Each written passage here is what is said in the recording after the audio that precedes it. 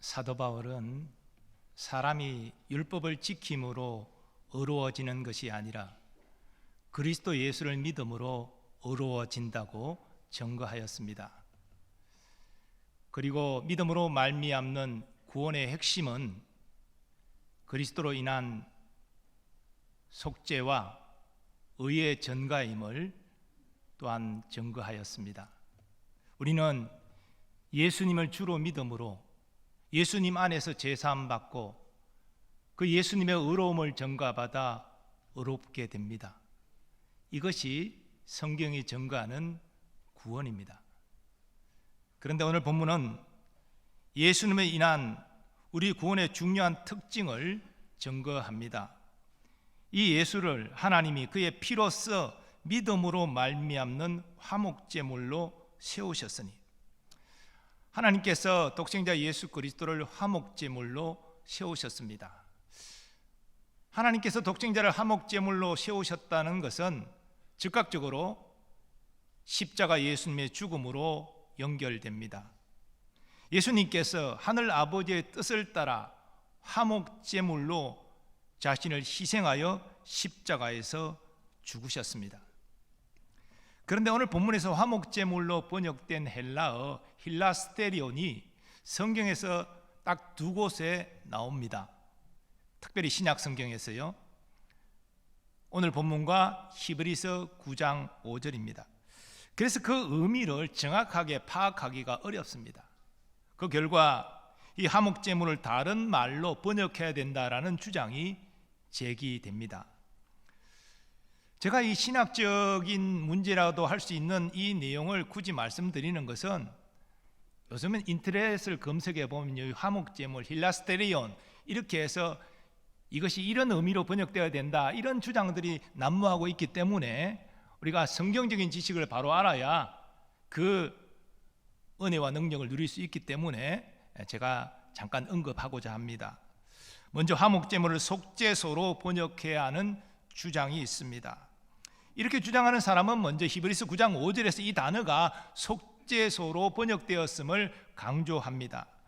그리고 구약 성경은 히브리어로 되어 있는데 이것을 헬라어로 바꾼 70인역 성경이 있습니다. 이 성경에서 이 힐라스테리온은 헬라어 단어가 속죄소를 번역하는 단어로 사용되었다는 것입니다. 그러면 속죄소가 무엇입니까? 구약 성막 지성소에는 언약궤가 있는데 그 언약궤를 덮는 덮개, 그 뚜껑이 속죄소입니다. 하나님이 거기에 임재하셔서 모세에게 말씀하시고 모세는 하나님의 말씀을 받아서 이스라엘 자손에게 전하였습니다. 또 레위기 16장을 보면 대속죄일에 대제사장이 속죄의 희생피를 가지고 지성소로 들어가서 이 속죄소 위와 앞에 그 피를 뿌리게 되는데 이것은 이스라엘의 모든 죄를 사함받는 과정입니다. 이처럼 구약시대 속죄소는 희생제물의 피를 뿌려서 하나님께 모든 백성의 죄를 용서받는 장소입니다. 그래서 루트는 속죄소를 시언자라 불렀습니다. 곧 하나님께서 은혜를 베푸시는 자리라는 뜻입니다. 그러므로 화목제물을 속죄소로 번역해야 한다 주장하는 이들은 바울이 예수님을 옛 언약의 속죄소에 상응하는 새 언약의 속죄소로 간주했다는 것입니다. 하지만 구약 히브리어를 헬라어로 번역할 때 힐라스테리온이 속죄소로만 번역된 것이 아닙니다. 다른 의미로도 사용이 되었습니다. 또 어떤 세속의 헬라어 비문에서는 이 단어가 신들을 위한 화해의 예물로 쓰여진 바 있습니다. 그러면 언어학적 이유로 이 화목제물을 속죄소로 번역해야 한다는 주장은 설득력이 떨어집니다. 왜냐하면 이 단어가 속죄소 외에도 사용된 용례들이 많이 있기 때문입니다. 그리고 결정적인 문제는 성경에서 예수님의 속죄소, 죄를 속하는, 용서하는 자리, 장소로 표현된 바가 없다는 것입니다. 제가 볼 때 예수님의 속죄의 장소와 연결시키는 것보다는 이스라엘 자손을 위하여 죽임을 당하고 그리고 그 피가 뿌려진 희생 제물로 연결시키는 것이 더 성경적이라 보입니다. 예수님은 단순히 죄인들을 하나님과 화해시키는 장소가 되기 위하여 이 땅에 오신 것이 아닙니다. 예수님은 죄인을 하나님과 화해시키기 위하여 자신을 희생하기 위하여 오셨습니다. 먼저 자기를 비우시고 종의 형체를 입으셔서 사람이 되셨습니다. 또 본래 의로우신 하나님이신 예수님이 율법에 복종하셔서 하나님의 의를 이루셨습니다. 그리고 죄 없는 예수님이 십자가에서 세상의 모든 죄를 짊어지시고 세상에 받아야 될 저주와 심판을 대신 받으셨습니다. 그래서 죽으셨습니다. 이후 장사된 지 3일 만에 부활하셔서 죄인을 위한 구원의 문을 활짝 여셨습니다. 그러므로 본문에서 화목제물을 속죄소, 즉 죄를 용서받는 장소로 번역하는 것은 예수님의 이러한 희생을 무시하는 처사가 됩니다. 그리고 속죄소로 번역하기를 주장하는 사람들 가운데서는 진노의 하나님을 말하지 않는 이들이 있습니다. 하나님의 사랑의 하나님이지 무슨 죄인을 심판하시고 이런 일은 우리가 생각할 필요가 없다. 그래서 화목제물의 번역을 거부하고 속죄소로 번역할 것을 주장하는 이들이 있습니다. 그러나 이것은 비성경적인 것이죠. 하나님은 죄를 미워하시는 공의의 하나님이십니다. 물론 사랑의 하나님이기도 하시지만 죄를 미워하시는 공의의 하나님을 무시할 수는 없는 것입니다. 두 번째로 화목제물을 속죄제물로 번역해야 한다는 주장도 있습니다.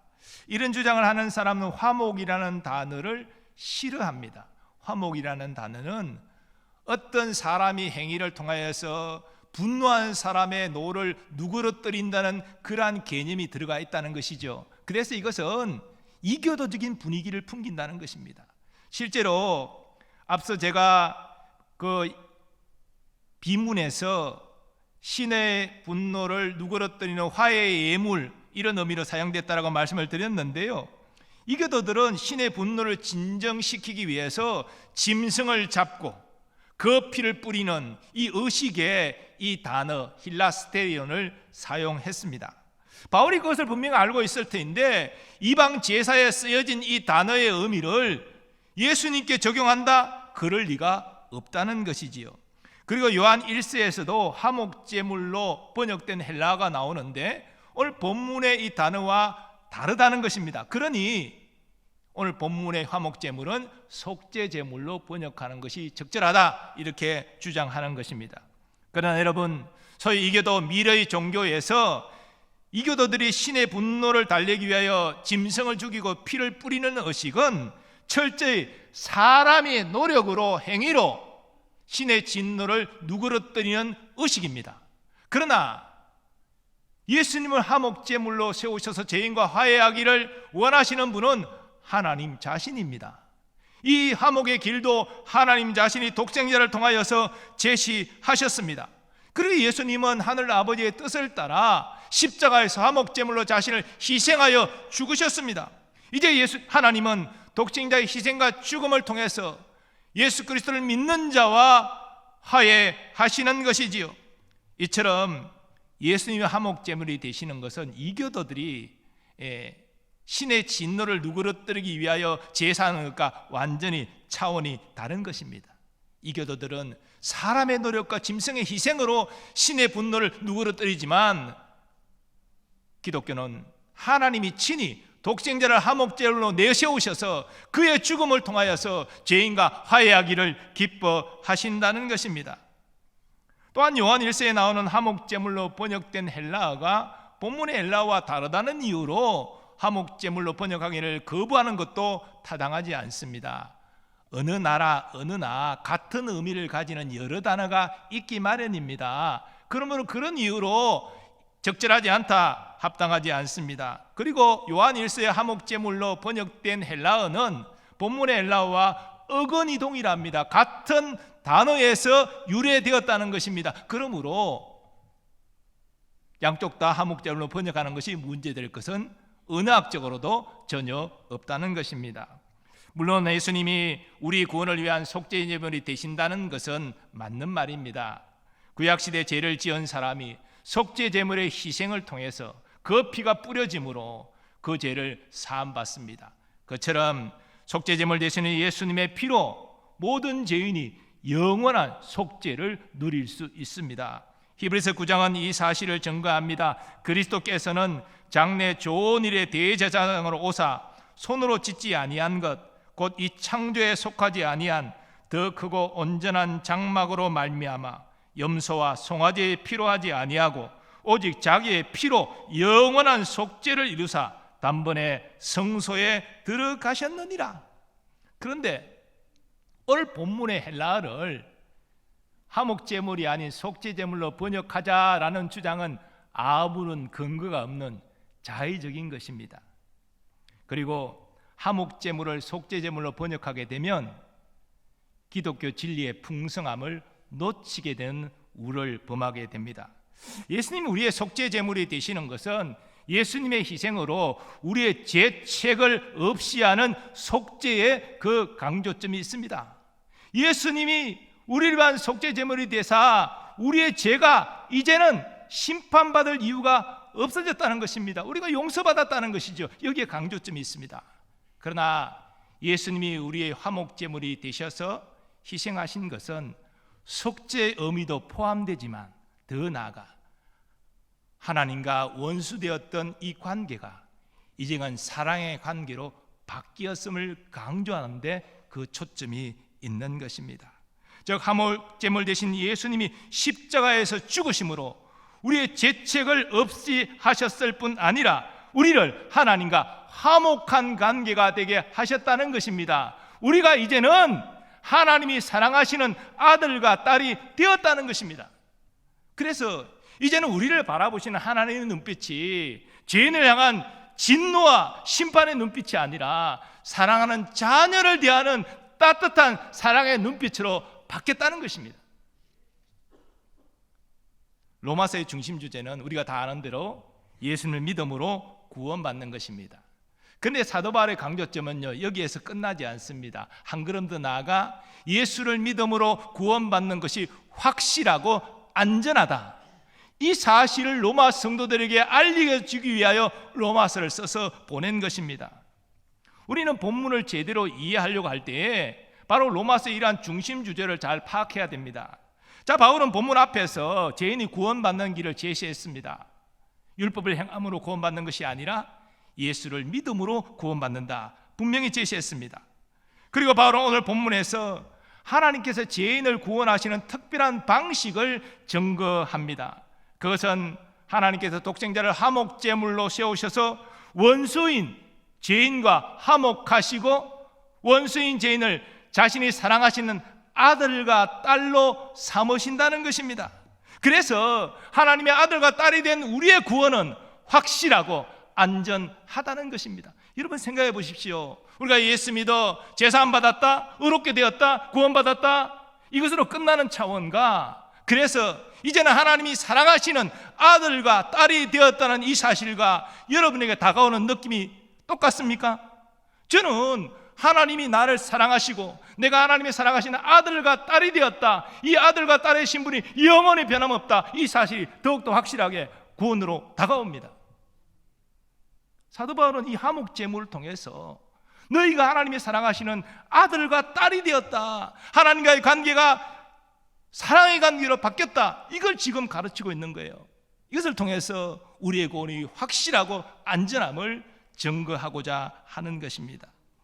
그러면 하나님은 오늘 본문을 통해서 화목제물인 그리스도로 인한 구원의 특징을 무엇으로 말씀하십니까?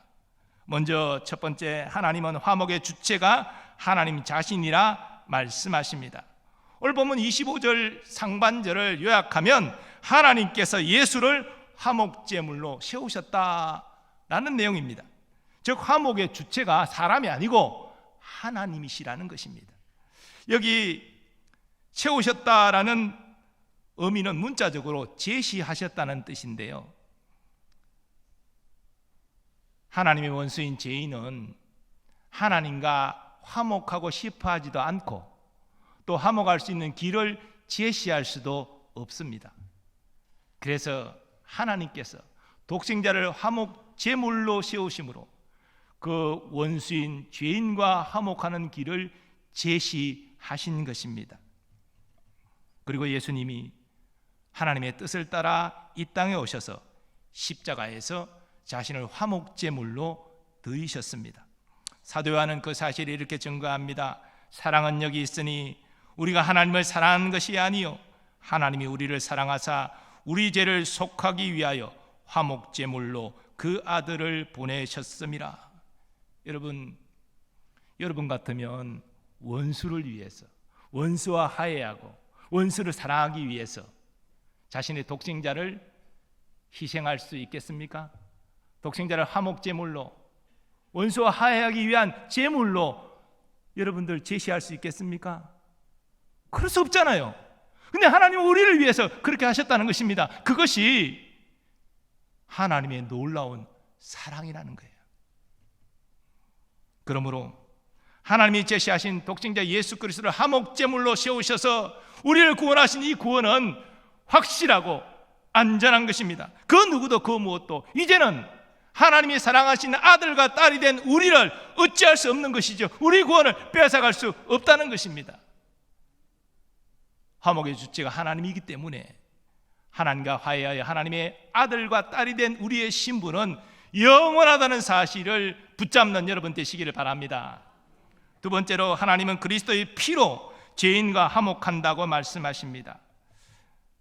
앞에도 잠깐 언급했지만 하나님이 죄인과 화목하시는 방식은 독생자 예수 그리스도의 피로 인한 것입니다. 이것은 독생자의 희생과 죽음으로 죄인과 화해하신다는 의미죠. 여러분 속죄제사를, 구약의 속죄제사를 한번 생각해 보십시오. 죄를 지은 자는 하나님의 용서를 받기 위해서 나아가야 됩니다. 더 나아가 희생의 제물을 가지고 그 피를 번제단에 뿌리고 그 살을 태워야 됩니다. 더 나아가 화목제물을 드리는 자, 즉 이제는 용서를 넘어서 하나님과 사랑의 친교에 거하기 원하는 자, 화목제사도 동일하게 헌제자가 안수하고 짐승을 잡습니다. 제사장은 그 내장과 기름을 번제단에서 태우고 그리고 번제단 사방에 그 피를 뿌립니다. 그래서 하나님과 화목의 제사가 이루어집니다. 이것이 의미하는 바가 무엇입니까? 죄를 지은 자가 하나님과 화목의 교제를 들어가기 위해서는 그 죄를 먼저 용서받아야 된다는 것입니다. 그래서 그리스도의 피가 필요한 것입니다. 우리가 하나님과 원수 관계를 이제는 다 청산하고 하나님과 사랑의 관계가 되어 하나님이 사랑하시는 아들과 딸이 되기 위해서는 먼저 죄 문제부터 해결해야 되는데 여기에 그리스도의 피가 필요한 것이지요. 왜? 우리가 받아야 될 심판을 예수님이 대신 받으셨다는 것입니다. 피는 곧 생명이라고 성경은 증거하죠. 예수님이 자신의 생명을 희생하여 우리의 죄의 문제를 해결해 주셨다는 것입니다. 오늘 말씀을 보면 25절에 하나님이 길이 참으시는 중에 사람들이 전에 지은 죄를 간과하셨다라고 증거합니다. 이 간과라는 말은 잘 이해하셔야 되는데요, 눈 감아 주었다 이렇게 번역하면 하나님의 공의의 성품에 맞지 않죠. 죄를 눈 감아 주다, 그런 일이 있을 수 없습니다. 하나님이 죄를 미워하시고 심판하시는 공의의 하나님이시니까. 그래서 이 번역은 우리가 죄를 심판하시는 것을 보류하시고 연기하셨다, 그런 의미로 이해하는 것이 적절합니다. 즉 인류가 지은 죄를 즉각적으로 심판하지 아니하시고 인류의 죄를 심판하시면 인류는 다 멸망하잖아요. 그러니까 인류에 대한 심판을 보류하시고 연기하셨다는 것입니다. 그러나 공의의 하나님이 언제까지는 그렇게 할 수는 없잖아요. 그래서 하나님께서 때가 이르러 하나님의 독생자를 화목제물로 이 땅에 보내셔서 이제 그 죄인의 인류의 모든 죄를 아들에게 대신 지게 하고 십자가에서 저주하고 심판하셨다는 것입니다. 그래서 하나님의 의로움, 곧 공의가 만족되었기 때문에 이제는 예수 믿는 자를 의롭다 하실 수 있다는 것입니다. 26절이 그 내용입니다. 곧 이때에 자기의 의로움을 나타내사 자기도 의로우시며 또한 예수 믿는 자를 의롭다 하려 하심이라. 하나님의 죄인을 미워하시고 심판하시는 공의가 만족되어지고 그래서 예수 믿는 자를 의롭다 하시기 위하여 예수의 피가 필요했다는 것입니다. 그리고 예수의 피로 하나님과 화목한 사람은 다음과 같이 자녀의 특권을 누릴 수 있습니다. 그러므로 우리가 믿음으로 의롭다 하심을 받았으니 우리 주 예수 그리스도로 말미암아 하나님과 화평을 누리자. 또한 그로 말미암아 우리가 믿음으로 서 있는 이 은혜에 들어감을 얻었으며 하나님의 영광을 바라고 즐거워하느니라. 죄인이 예수님의 보혈로 하나님과 화목하게 되었습니다. 이제는 하나님이 사랑하시는 아들과 딸이 되었습니다. 그러므로 하나님의 영광을 바라고 즐거워할 수 있습니다. 이것이 은혜의 복음인 줄 믿습니다. 마지막 세 번째로 하나님의 화목의 효력이 예수를 믿는 자에게 나타난다고 말씀하십니다. 이 예수를 하나님이 그의 피로써 믿음으로 말미암는 화목제물로 세우셨으니 예수의 보혈이 흘려졌지만 자동적으로 모든 죄인이 하나님과 화목하고 하나님의 사랑하시는 아들과 딸이 되는 것이 아니죠.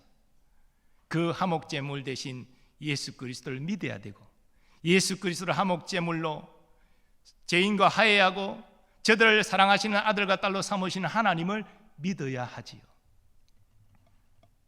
그런데요, 여기서 우리가 조심할 것이 있습니다. 하나님과 화목하게 되는 주체, 우리의 믿음이 아니라는 것입니다.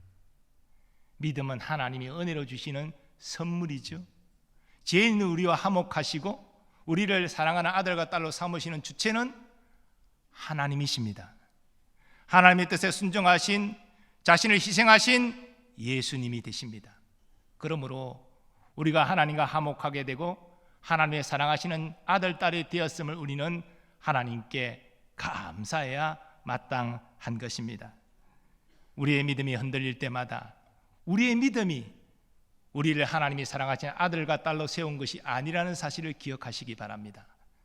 우리를 화목제물 대신 예수 그리스도 안에서 택하여 부르신 하나님이 우리 구원의 주체임을 믿으시기 바랍니다.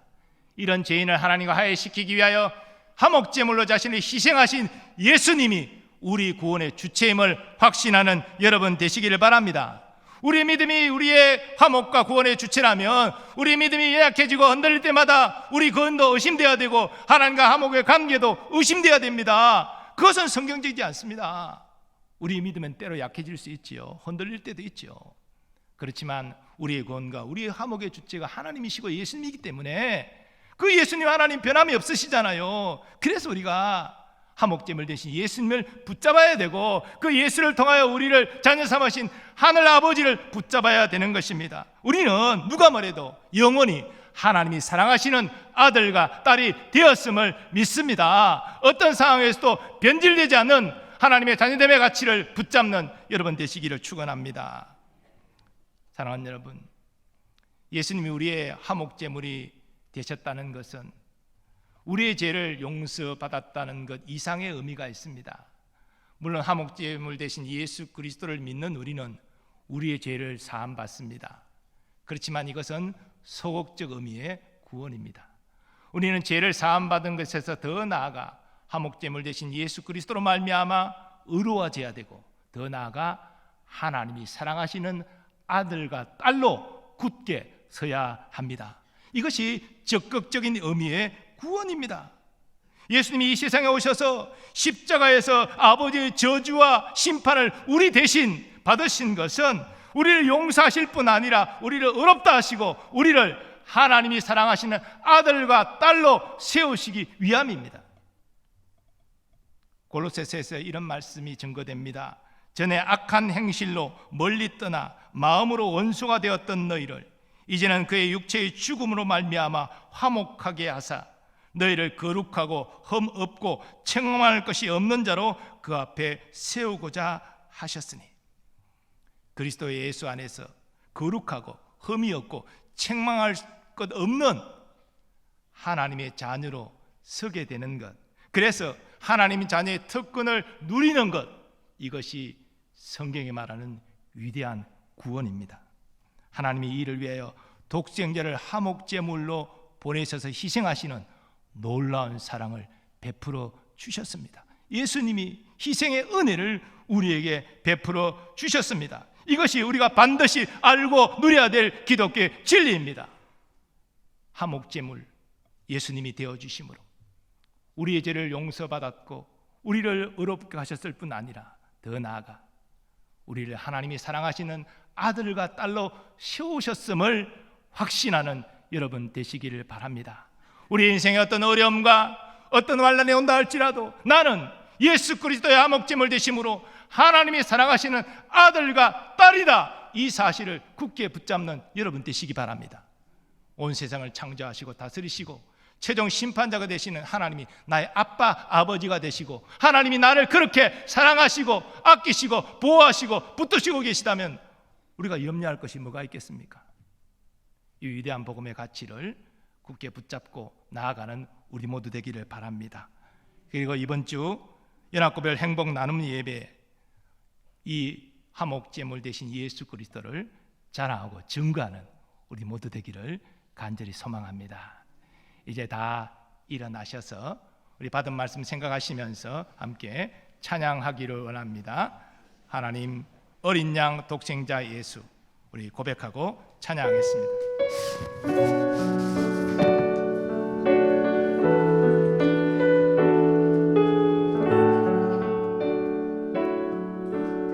하나님 어린 양, 하나님 어린 양 독생자 예수, 날 위해 죽으신 주님,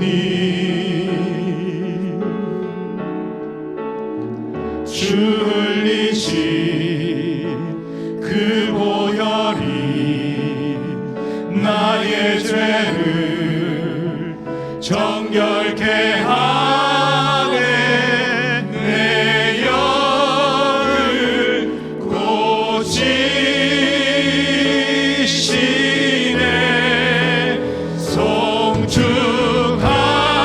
송축하리라.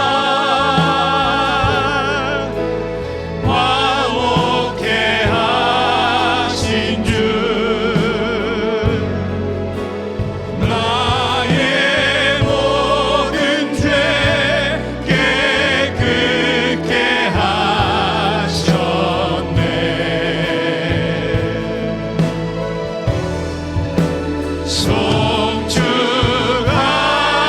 송축하리라.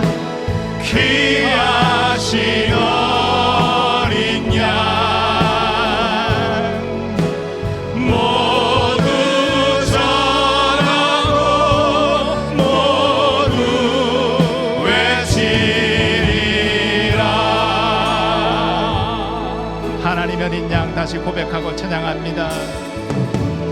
하나님 어린 양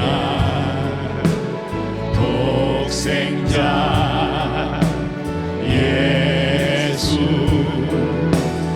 날 위해 죽으신 주님,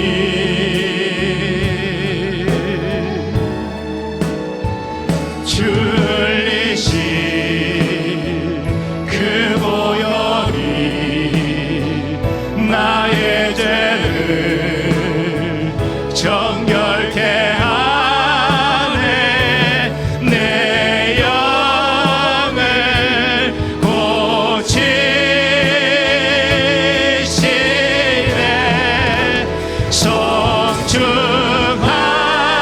송축하리라. 화목케 하신 주, 나의 모든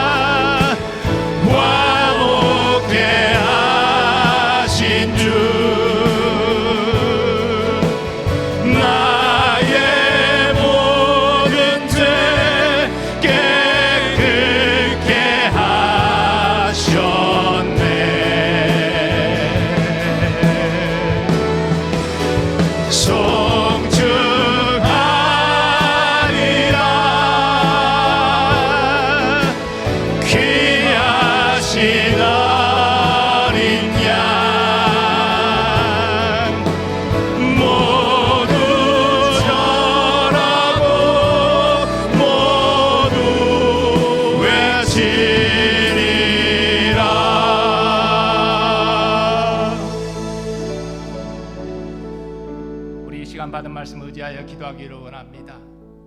예수님의 화목제물 대신 그래서 우리를 구원하신데 더 풍성한 하나님의 은혜가 있습니다. 우리 죄를 용서하셨을 뿐 아니라 우리를 의롭다 하시고 더 나아가 원수된 하나님과의 우리의 관계를 사랑하는 관계로 바꾸셨습니다. 우리는 하나님이 사랑하시는 아들과 딸이 되었습니다. 여러분, 어떤 어려움 속에서도 이 사실을 붙잡는 여러분 되시기 바랍니다. 나는 누가 뭐래도 하나님이 아시고 사랑하시는 아들과 딸이다, 이 사실을 굳게 붙잡고 이제 하나님의 자녀답게 이 땅에 하나님의 영광을 위하여 살아가는 여러분 되시기 바랍니다. 이 시간 결단하고 합심하여 기도하겠습니다. 주여,